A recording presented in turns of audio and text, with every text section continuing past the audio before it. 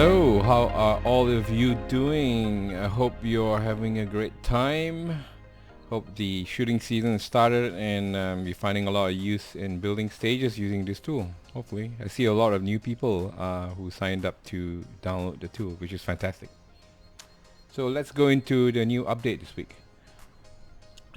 Here are a bunch of new functionality. The first one is a button in the written stage briefing to automatically add activator descriptions. So for instance, if you had a popper and then you have a swinger and then you have a bunch of targets here like this, and you hook up your activator to this one here, and if you go over to the written stage briefing, now there is a button here that allows you to add the activator text to your procedure. So when you do this, the system will scan your entire stage to find all the activators and activatable targets and then add that automatically. So for instance, you see this this is P1 activates S1, right? So if you go hit escape, go to stage briefing, you click activator text, you see P1 activates S1. You can even do complicated things like this. So let's say I have multiple activators like this, and then I clone this, and this one activates this 3 here, right, like that. So basically what you're looking at here is P1 activates S1 and S2, P3 activates S3, 4 and 5, right? And so if I go over now to stage briefing and hit click, let's say I delete this one here, now you see it's P1 activates S1, S2 and S1, P3 activates 3, 4 and 5. So this is a handy tool. I believe Tim requested for this. Somebody requested, yeah, I think it was Tim who requested for this, so here, there you go. Next one is an ability to very easily delete. So before, you actually have to select the object and then click delete. Now you can just highlight it and hit delete and you'll go. So hopefully that will help for you Mac users who don't have to use some 3-4 fingers just to delete a prop in the tool.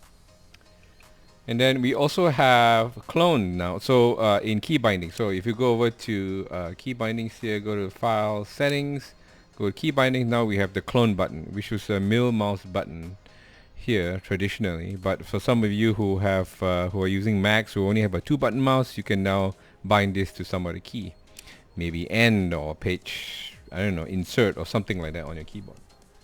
The other suggestion came from Ben Berry, who sent me an email, gave me some really good feedback, and he wanted a way to control the aspect ratio for your camera. So let's say if I fly up here and I have I put one camera here, right, and then I go over to this side, maybe at the bottom, and then I add another camera, hit backspace and say this is second camera. So if you go over to camera controls, edit cameras, so now you can switch between your default, your first and second camera, right? And let's say if I want this first camera to be, or the second camera, let's say I want the second camera to be square, because I want it to be much more zoomed in.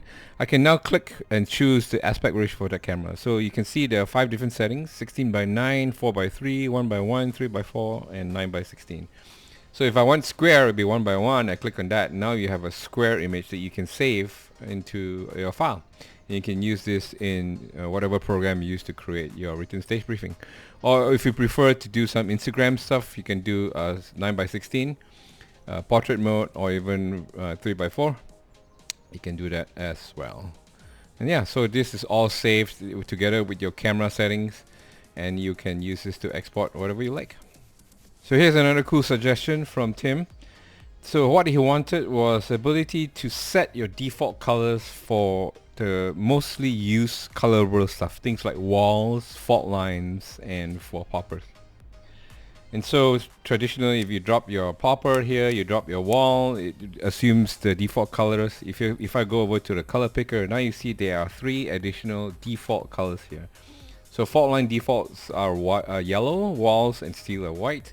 If you want to, you can click and say, I want to take this red and change all fault lines to default to red, all walls default to blue, and then all steel default to pink, let's say, right?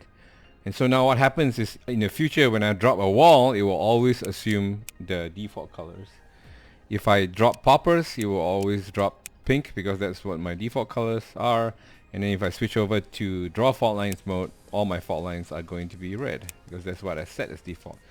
And so you can create stages and keep and maintain the default colors that you like for your stage designs.